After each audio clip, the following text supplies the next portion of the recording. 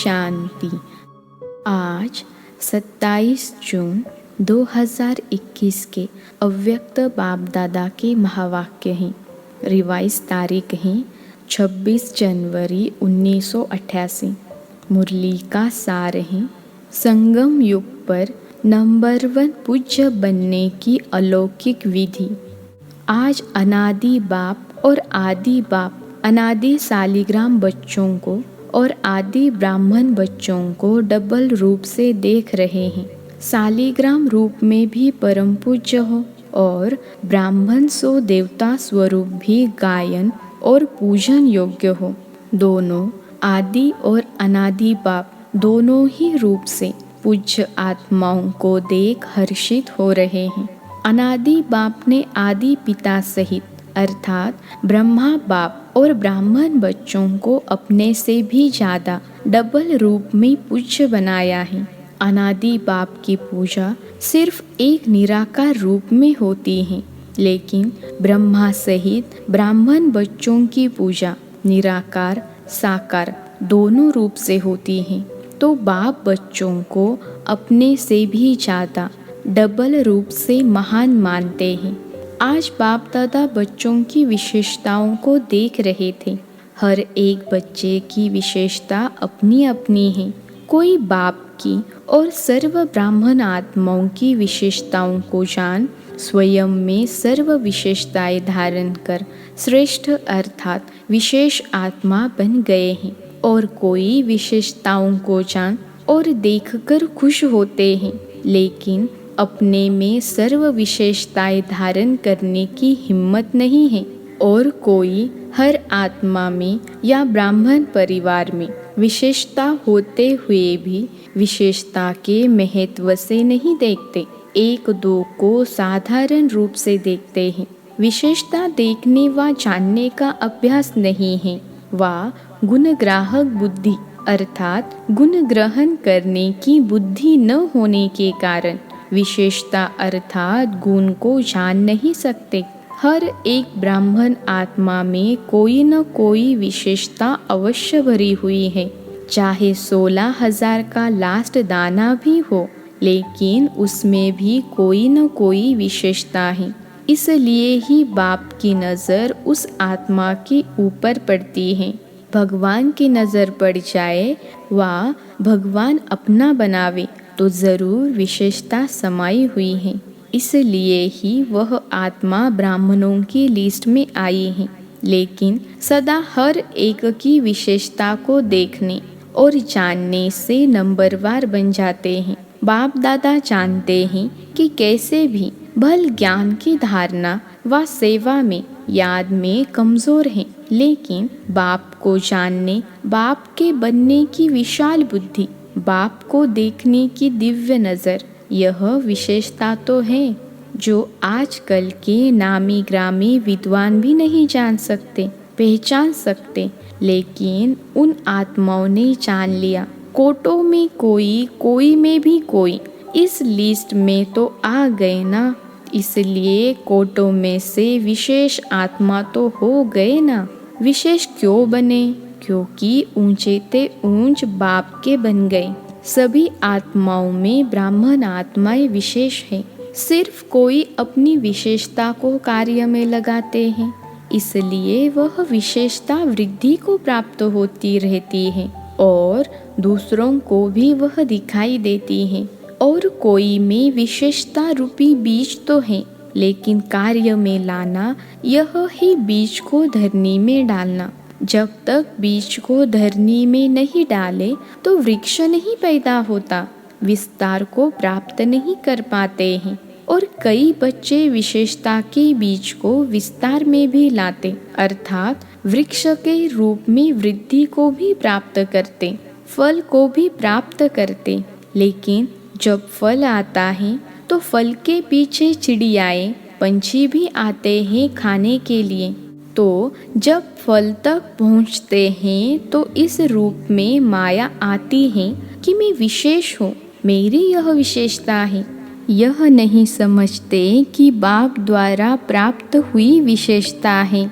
विशेषता भरने वाला बाप है। जब ब्राह्मण बने तो विशेषता आई। ब्राह्मण जीवन की देन है, बाप की देन है। इसलिए फल के बाद अर्थात सेवा में सफलता के बाद यह अटेंशन रखना भी जरूरी है। नहीं तो माया रूपी चिड़िया पंछी फल को झूठा कर देते या नीचे गिरा देते हैं। जैसे खंडित मूर्ति की पूजा नहीं होती, माना जाता है कि यह मूर्ति है लेकिन पूजी नहीं जाती, ऐसे जो ब्राह्मण आत्माएं सेवा का फल अर्थात सेवा में सफलता प्राप्त कर लेते हैं, लेकिन मैंपन की चिड़िया ने फल को खंडित कर दिया, इसलिए सिर्फ माना जाएगा कि सेवा बहुत अच्छी करते हैं, महारथी हैं, सर्विसेबल हैं। लेकिन संगम युग पर भी सर्व ब्राह्मण परिवार के दिल में स्नेह के पात्र व पूज्य नहीं बन सकते हैं। संगम युग में दिल का स्नेह, दिल का रिगार्ड, यही पूज्य बनना है। फल को मैंपन में लाने वाले ऐसा पूज्य नहीं बन सकते। एक है दिल से किसको ऊंचा मानना, तो ऊंचे को पूज्य कहा जाता है। जैसे आजकल की दुनिया में भी बाप ऊंचा होने कारण बच्चे पूज्य पिताजी कहकर बुलाते हैं या लिखते हैं। ऐसे दिल से ऊंचा मानना अर्थात दिल से रिगार्ड देना दूसरा होता है। बाहर की मर्यादा प्रमाण रिगार्ड देना ही पड़ता है, तो दिल से देना और देना ही पड़ता, इसमें कितना अंतर है। पूज्य बनना अर्थात दिल से सर्व माने, मेजॉरिटी होनी चाहिए। पहले भी सुनाया कि 5% तो रह ही जाता है, लेकिन मेजॉरिटी दिल से माने, यह है संगम युग पर पूज्य बनना। पूज्य बनने का संस्कार भी अभी से ही भरना है, लेकिन भक्ति मार्ग के पूज्य बनने में और अब के पूज्य बनने में अंतर है। अभी आपके शरीरों की पूजा नहीं हो सकती, क्योंकि अंतिम पुराना शरीर है, तमोगुणी तत्वों का बना हुआ शरीर है। अभी फूलों के हार नहीं पड़ेंगे। भक्ति मार्ग में तो देवताओं के ऊपर चढ़ाते हैं ना। पूज्य की निशानी है धूप जलाना, हार पहनाना, आरती करना, कीर्तन करना, तिलक लगाना। संगम युग पर यह स्थूल विधि नहीं है, लेकिन संगम युग में सदा दिल से उन पूज्य आत्माओं के प्रति सच्चे स्नेह की आरती उतारते रहते हैं। आत्माओं द्वारा सदा कोई न कोई प्राप्ति का कीर्तन करते रहते हैं। सदा उन आत्माओं के प्रति शुभ भावना की धूप व दीपक जगाते रहते हैं। सदा ऐसी आत्माओं को देख स्वयं भी जैसे वह आत्माएं बाप के ऊपर बलिहार गई हैं, वैसे अन्य आत्माओं में भी बाप के ऊपर बलिहार जाने का उमंग आता है। तो बाप के ऊपर बलिहार जाने का हार सदा उन आत्माओं को स्वतः ही प्राप्त होता है। ऐसी आत्माएं सदा स्मृति स्वरूप के तिलकधारी होती हैं। इस अलौकिक विधि से इस समय के पूज्य आत्माएं बनती हैं। भक्ति मार्ग के पूज्य बनने से श्रेष्ठ पूजा अब की है। जैसे भक्ति मार्ग की पूज्य आत्माओं के 2 घड़ी के संपर्क से अर्थात सिर्फ मूर्ति के सामने जाने से 2 घड़ी के लिए भी शांति, शक्ति, खुशी का अनुभव होता है, ऐसे संगम युगी पूज्य आत्माओं द्वारा अब भी 2 घड़ी, 1 घड़ी भी दृष्टि मिलने से भी खुशी, शांति व उमंग उत्साह की शक्ति अनुभव होती है। ऐसी पूज्य आत्माएं अर्थात नंबर 1 विशेष आत्माएं हैं। सेकंड और थर्ड तो सुना दिया, उसका विस्तार क्या करेंगे, है तो सब विशेष आत्माओं की लिस्ट में, लेकिन 1, 2, 3 नंबर वार है। लक्ष्य सभी का नंबर 1 का होता है, तो ऐसे पूज्य बनो। जैसे ब्रह्मा बाप के गुणों के गीत गाते हो ना, यह सब विशेषताएं पूज्य बनने की व नंबर 1 विशेष आत्मा बनने की बातें ब्रह्मा बाप में देखी सुनी ना। तो जैसे ब्रह्मा साकार आत्मा नंबर 1 संगम युगी पूज्य, सो भविष्य में नंबर 1 पूज्य बनते। लक्ष्मी नारायण नंबर 1 पूज्य है ना। ऐसे आप सभी भी ऐसे बन सकते हैं। जैसे बाप के साथ साथ ब्रह्मा बाप की कमाल गाते हैं, ऐसे आप सभी भी सदा ऐसा संकल्प बोल और कर्म करो जो सदा ही कमाल का हो। जब कमाल होगी तो धमाल नहीं होगी। कमाल नहीं करते तो धमाल करते हो। चाहे संकल्पों की धमाल करो, चाहे वाणी से करो। संकल्पों से भी व्यर्थ तूफान चलता है तो यह धमाल है ना। धमाल नहीं लेकिन कमाल करनी है, क्योंकि आदि पिता ब्रह्मा के ब्राह्मण बच्चे सदा ही पूज्य गाए जाते हैं। अभी लास्ट जन्म में भी देखो तो सभी से ऊंचा वर्ण कौन सा गाया जाता है? ब्राह्मण वर्ण कहते हैं ना। ऊंचा नाम और ऊंचे श्रेष्ठ काम के लिए भी ब्राह्मण को ही बुलाते हैं। किसके कल्याण के लिए भी ब्राह्मणों को ही बुलाते हैं। तो लास्ट जन्म तक भी ब्राह्मण आत्माओं का ऊंचा नाम, ऊंचा काम प्रसिद्ध है, परंपरा से चल रहा है। सिर्फ नाम से भी काम चल रहे हैं। काम आपका है लेकिन नाम वालों का भी काम चल रहा है। इससे देखो कि सच्चे ब्राह्मण आत्माओं की कितनी महिमा है और कितने महान हैं। ब्राह्मण नाम भी अविनाशी हो गया है। अविनाशी प्राप्ति वाली जीवन हो गई है। ब्राह्मण जीवन की विशेषता है मेहनत कम, प्राप्ति ज्यादा, क्योंकि मोहब्बत के आगे मेहनत नहीं है। अब लास्ट जन्म में भी ब्राह्मण मेहनत नहीं करते, आराम से खाते रहते हैं। अगर नाम का भी काम करते हैं तो भूखे नहीं रह सकते हैं। तो इस समय के ब्राह्मण जीवन की विशेषताओं की अब तक निशानियां देख रहे हो। तनी श्रेष्ठ विशेष आत्मा हो, समझा?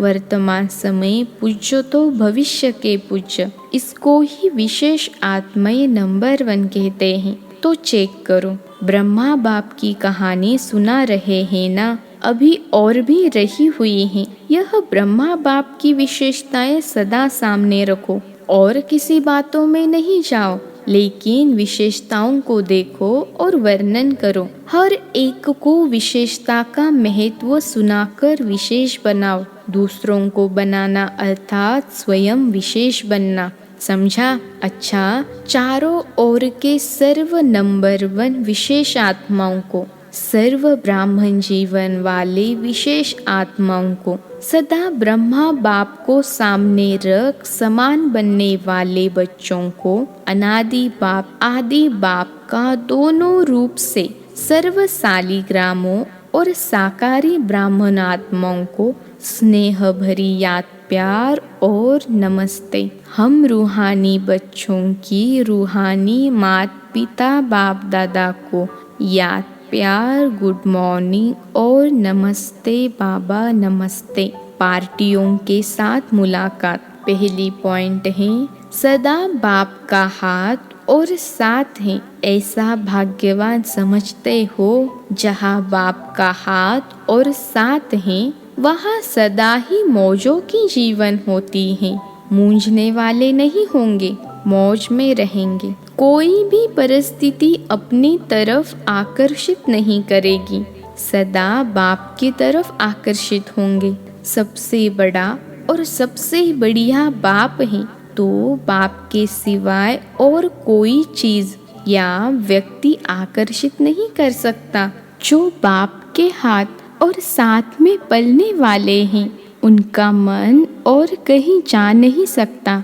तो ऐसे सभी हो या माया की पालना में चले जाते हो, यह रास्ता बंद है ना, तो सदा बाप के साथ की मौज में रहो। बाप मिला, सब कुछ मिला, कोई अप्राप्ति नहीं। कितना भी कोई हाथ साथ छुड़ाए लेकिन छोड़ने वाले नहीं, और छोड़कर जाएंगे भी कहाँ। इससे बड़ा और कोई भाग्य हो नहीं सकता। कुमारियाँ तो है ही सदा भाग्यवान, डबल भाग्य है। एक कुमारी जीवन का भाग्य, दूसरा बाप का बनने का भाग्य। कुमारी जीवन पूजी जाती है। जब कुमारी जीवन खत्म होती है तो सबके आगे झुकना पड़ता, गृहस्थी जीवन है ही बकरी समान जीवन, कुमारी जीवन है पूज्य जीवन। अगर कोई एक बार भी गिरा तो गिरने से हड्डी टूट जाती है ना, फिर कितना भी प्लास्टर करो, ठीक करो, लेकिन हड्डी कमजोर हो जाती है। तो समझदार बनो, टेस्ट करके फिर समझदार नहीं बनना। दूसरी पॉइंट है, सदा अपने को कल्प कल्प की विजयी आत्मा अनुभव करते हो। अनेक बार विजयी बनने का पाठ बजाया है और अब भी बजा रहे हैं। विजयी आत्माएं सदा औरों को भी विजयी बनाती है। जो अनेक बार किया जाता है वह सदा ही सहज होता है, मेहनत नहीं लगती है। अनेक बार की विजयी आत्मा है। इस स्मृति से कोई भी परिस्थिति को पार करना खेल लगता है, खुशी अनुभव होती है। विजयी आत्माओं को विजय अधिकार अनुभव होती है। अधिकार मेहनत से नहीं मिलता, स्वतः ही मिलता है। तो सदा विजय की खुशी से, अधिकार से आगे बढ़ते औरों को भी आगे बढ़ाते चलो। लौकिक परिवार में रहते लौकिक को अलौकिक में परिवर्तन करो, क्योंकि अलौकिक संबंध सुख देने वाला है। लौकिक संबंध से अल्पकाल का सुख मिलता है, सदा का नहीं। तो सदा सुखी बन गए, दुखियों की दुनिया से सुख के संसार में आ गए, ऐसा अनुभव करते हो। पहले रावण के बच्चे थे तो दुखदायी थे, अभी सुखदाता के बच्चे सुख स्वरूप हो गए। फर्स्ट नंबर यह अलौकिक ब्राह्मणों का परिवार है, देवताएं भी सेकंड नंबर हो गए। तो यह अलौकिक जीवन प्यारी लगती है ना। तीसरी पॉइंट है, सदा अपने को पद्मापदम भाग्यवान अनुभव करते हो। सारे कल्प में ऐसा श्रेष्ठ भाग्य प्राप्त हो नहीं सकता, क्योंकि भविष्य स्वर्ग में भी इस समय के पुरुषार्थ की प्रारब्ध के रूप में राज्य भाग्य प्राप्त करते हो।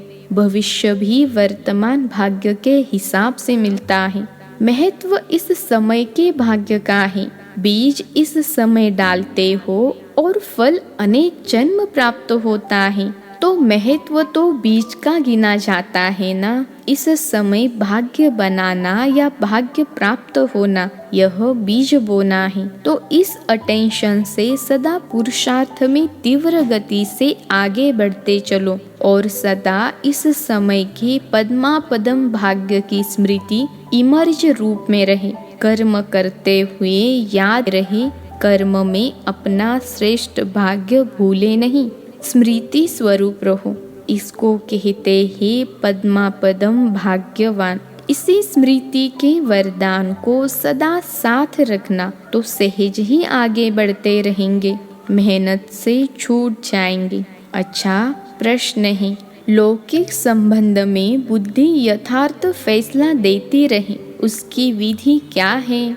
उत्तर है, कभी भी लौकिक बातों को सोचकर फैसला नहीं करना है।